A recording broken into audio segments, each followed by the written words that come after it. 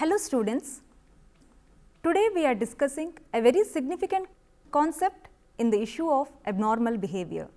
This significant concept is about personality disorders, especially about odd or eccentric behavior. Before we understand what is the concept of personality disorder, let us try to understand the definition of personality. Personality refers to a distinctive set of traits, behavior styles and patterns that make up our character or individuality. Different people have different personalities, but in no way these different personalities affect us or affect themselves. It is quite natural that different people have different personalities, but under certain situations, under certain conditions, some people exhibit different symptoms or different characteristics which may be distressing to themselves and also to others. Under these situations, the concept of personality disorders arise. Suppose if we have to define what are the personality disorders, we can say personality disorders are a group of psychiatric conditions characterized by experience and behavior patterns which cause serious problems with regard to at least two conditions like thinking, mood, personal relations and control of impulses. Like at least two of these factors, whether it is your thinking pattern or whether it is the mood or whether it is the interpersonal relationships or whether it is the control of impulses, if any two of these factors are strongly impaired, naturally we can consider them as personality disorders. People with personality disorders generally have problems in personal development and also in the development of the character. These problems generally arise during adolescence and then in their adulthood these things come to the peak, that is these disorders enhance when they are in the adulthood. And especially with children and adolescents, people with these personality disorders, they have great difficulty in dealing with others. That is, their interpersonal relationships strongly impact others and their relations with the others. Irrespective of the personality disorder, people with these personality disorders tend to be very inflexible in their behavior, very rigid in their thought process and also in their behavior, and give very inappropriate response in their dealing with the others, that is in dealing with the demands and the changes of the life. People with personality disorders have a very narrow view of the world and it is very difficult for them to expect any kind of an effective participation in social activities. Now, let us consider what are the different types of personality disorders. Generally, these personality disorders can be categorized under three clusters. Cluster A, which includes disorders characterized by odd or eccentric behavior. Cluster B, which includes disorders marked by dramatic, emotional or erratic behavior, and cluster C, which includes disorders accompanied by anxious and fearful behaviors. Now, let us focus only on cluster A personality disorders. These cluster A personality disorders are comprised of three types. One is schizoid personality disorder, second is paranoid personality disorder and third is schizotypal personality disorder. We will be seeing the characteristics of all these disorders and then we will discuss about the causes and the treatment approaches to deal with these disorders. Coming to the first one, schizoid personality disorder. When I say certain characteristics related to this disorder, you will be knowing how a person with this kind of a disorder shows certain patterns, and if you come across any such person who is having this disorder, you can identify based upon the symptoms that this person is exhibiting schizoid personality disorder. Now, let us see what are the characteristics of this schizoid personality disorder. I think you might have seen some introvert people who are generally withdrawn, who do not interact with the others. That is quite a normal pattern. But what happens in this schizoid personality disorder is, schizoid personalities are extremely introvert, withdrawn, solitary, very emotionally cold and distant. They do not want to interact with others and they want to maintain distance. They are often absorbed with their own thoughts and feelings, that is, they are preoccupied in their own feelings and thoughts. They fear closeness and any intimacy with others. Because of this fear, they do not want to maintain any interaction with others, even if it is a normal friendship. And people suffering from schizoid personality tend to be more daydreamers rather than actually practicing in the daily life. That is, they often live in a world of their own. So, when you look at these characteristics, they are more of an introvert, but introverts are generally a basic pattern of their personality. But schizoid personality disorder people have more of the extreme type of introvertness and also a tendency to move away from the people. So, these are the characteristics of schizoid personality disorder. Coming to paranoid personality disorder, a second category of odd or eccentric behaviors. I think when you say paranoid, the most important aspect that comes to your mind is they are very highly suspicious. They are highly suspicious about the other people. So, these paranoid personalities interpret actions of others as very threatening or demeaning. They fear to talk to the others because they feel that they cannot believe them, they cannot believe what others are saying to them. So, naturally they have that kind of a threat to believe in the others.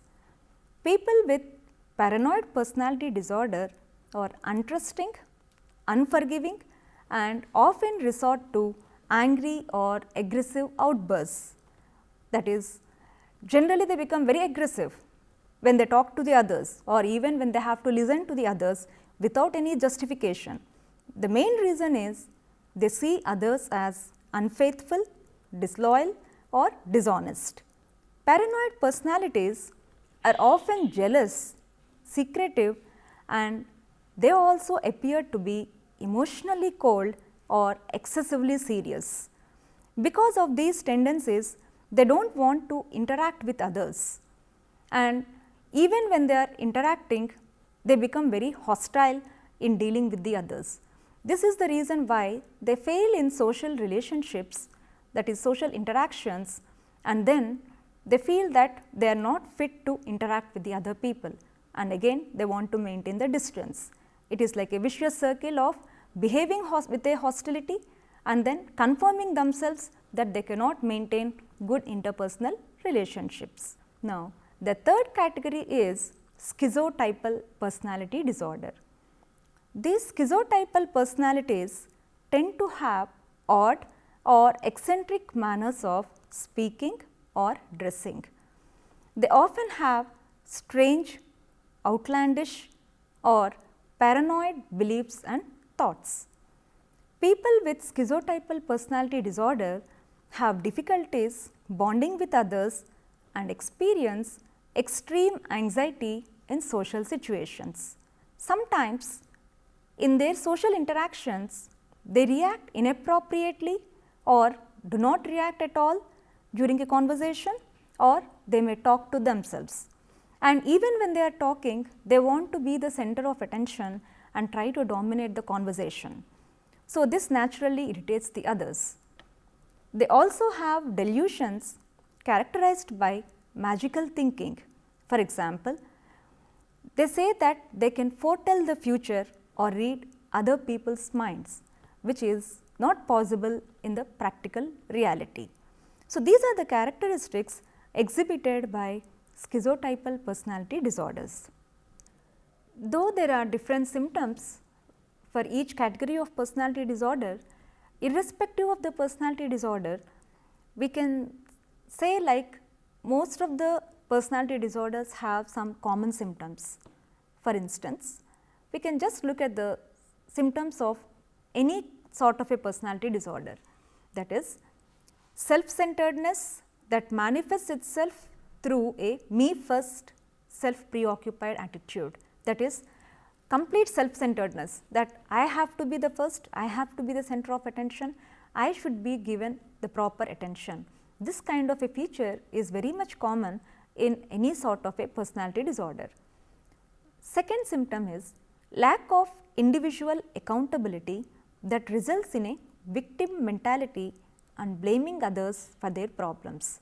What happens here is like I do not want to take any responsibility, I do not want to be accountable to others, and I always project myself as a victim rather and also blame others for my own situations, for my own problems. The other symptom is lack of empathy and caring. We do not see any kind of love and affection, any kind of empathetic attitude and caring attitude among the people who are suffering with this kind of a personality disorder. Manipulative and exploitative behavior. So, this is another symptom which is predominant among the people with personality disorders. I just want to take the advantage of others and then try to see that I am at the winning edge, I am at the beneficial edge. Unhappiness, suffering from depression and other mood and anxiety disorders. Always you see them with some kind of a gloominess, not happy with the things that are going, not happy with the way they are dealing with the life, and either suffer from the feelings of low key, that is always being into the negative feelings, depressed, and sometimes even you see them suffering with any kind of a mood or anxiety disorders. Vulnerability to other mental disorders. You see comorbidity among these personality disorders, that is though a person is having one specific type of a personality disorder, along with it they may exhibit different other patterns of abnormality which may eventually lead to some other kind of abnormal disease or abnormal disorder. Distorted or superficial understanding of self and others' perceptions that results in being unable to see how unacceptable and disagreeable is their behavior. So, highly distorted, highly manipulative in understanding themselves and also in understanding others. Naturally, people are not ready to accept them, which may again affect their ego or which may affect their personality. Self-destructive behavior. People with these personality disorders are always at a risk of involving themselves in self-destructive behavior. That is, either they try to harm themselves or at least they threaten that they would engage in some kind of a destructive behavior like attempting suicide, also trying to harm themselves using certain kinds of instruments. So, this danger of self-destructive behavior is always present among the people with severe personality disorders. Then they are socially maladaptive, changing the rules of the game or otherwise influencing the external world to conform to their own needs. So, this manipulative behavior not only in getting the things done, but even in the normal social interactions. So, this highly affects the way they interact with the people, the way they try to understand others. Naturally, because of these symptoms, people tend to avoid them. When they avoid, that reflects their ego problem and also try to distance themselves from the others. Naturally, it is once again a vicious circle. What could be the reason why people with different kinds of the personality disorders behave in this way? Is there any reason? So, if you look back at the causes of personality disorders, the research indicates that events occurring in early childhood exert a powerful influence upon the behavior in later life. For example, like if you go back to the Freud's psychoanalytic theory, naturally the first 5 years of childhood play an important role in establishing their enduring personality. So, whatever has happened during these 5 years, during the psychosexual stages, they try to attribute some of the personality disorders to this concept of fixation. And other researchers indicate that people are genetically predisposed to personality disorders. So, this is also proved during certain research studies that chromosomal abnormalities and other genetic problems may lead to these kind of the personality disorders. For example, the cause of paranoid personality disorder is unknown, but it appears to be more common in families with psychotic disorders like schizophrenia and delusional disorder, which is suggesting a genetic base in the development of these abnormal personality disorder. However, in some cases, environmental factors may also cause a person who is already genetically vulnerable to develop a personality disorder. We can say the reason for the personality disorder is a combination of all the factors. It could be a social factors, or it could be a psychological factors like traumatic experiences, or it could be biological factors, and an interplay of all these factors may lead to the development of the personality disorder. Is there a treatment for this? Can we resolve this problem of personality disorder completely? So, coming to the treatment, we can say like the treatment of personality disorders may include individual, group, or a family psychotherapy. Apart from this, medications prescribed by a patient's physician may also be helpful in relieving some of the symptoms of personality disorders, including problems with anxiety and perceptions. So, generally like as a psychologist, we focus more on the psychotherapies. Only when it is necessary, we try to recommend for the referral for the psychiatrist, where they also provide the medical treatment. So, as a psychologist, if we have to understand the concept of psychotherapy, the psychotherapy for patients with personality disorders focuses on helping them see the unconscious conflicts that are contributing or causing their symptoms. Suppose if a therapist is following psychoanalytic therapy, naturally Freud says whatever is there in the unconscious mind that may be influencing their present behavior. So, while using this psychotherapy, we try to identify what are their unconscious motives, desires, or unfulfilled wishes which are blocking their present life, and once we make them get an insight into this, probably it would be easy for us to resolve these kind of the conflicts. Then psychotherapy also helps people become more flexible, and it aims at reducing behavior patterns that interfere with day-to-day living. Apart from the psychotherapy, psychoanalytic therapy, we can also use behavior and cognitive therapies which focus on resolving or reducing the symptoms or traits that are characteristic of this disorder.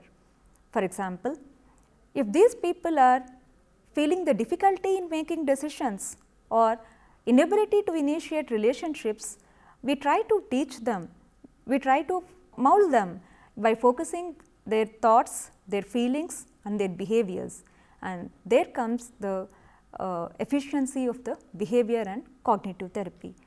Apart from the normal psychotherapies, are there any kind of the alternative therapies that are present? So, if you look back in the research, they say apart from the psychotherapies, we can also use some alternative therapies like neuro-linguistic programming, coloring therapy, and also in certain cases the dream therapy. So, here coloring therapy is highly proved to be beneficial when we use this along with the other psychotherapies. During this particular session, people are asked to think about different thoughts, to listen to their own thoughts which are going in their mind, so that they can become aware of their thoughts, feelings and opinions, and in which color they are seeing. Is it like black and white, or is it in color, and based upon the color they try to indicate the intensity of their moods, the intensity of their thoughts, and then they try to give them the feedback.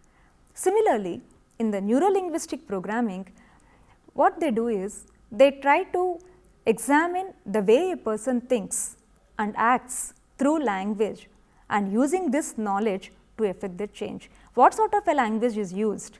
How the brain is trying to influence this person? Is it always they are using a positive talk or is it a negative talk? Under what situations they are talking? So, they give a kind of a proforma where they have to observe their own thoughts, and once we give them the feedback based upon their thoughts, naturally it will help them to modify themselves as to what sort of a talk has to be engaged in. Similarly, creative art therapies. In this creative art therapy, either they use dance movements or drama therapy or music therapy or involving them in a poetry. So, these kind of the therapies help them to promote health, communication and also expression. When they are involved in any of these creative art therapies, they are encouraged to use their physical, emotional, cognitive and also their social functioning while enhancing self-awareness and also facilitating the change. So, these are in brief which we call them as alternative therapies. Now, to summarize whatever we have been discussing, we can say personality disorders are a group of patterns, group of symptoms, group of traits which distort their behavior, which affect others' behavior and which affects the total interpersonal relationships. There are 3 clusters, cluster A, cluster B, cluster C, and for each cluster we have again different types which show different patterns or different traits and different symptoms. And once we identify these symptoms, we should also understand what are the causes of these different personality disorders, and based upon a particular cause we can see which treatment can be used to them, which kind of a therapy can be used to them. Generally, we use a combination of all these therapies, that is psychotherapy, then cognitive or behavior therapy and sometimes even an alternative therapy.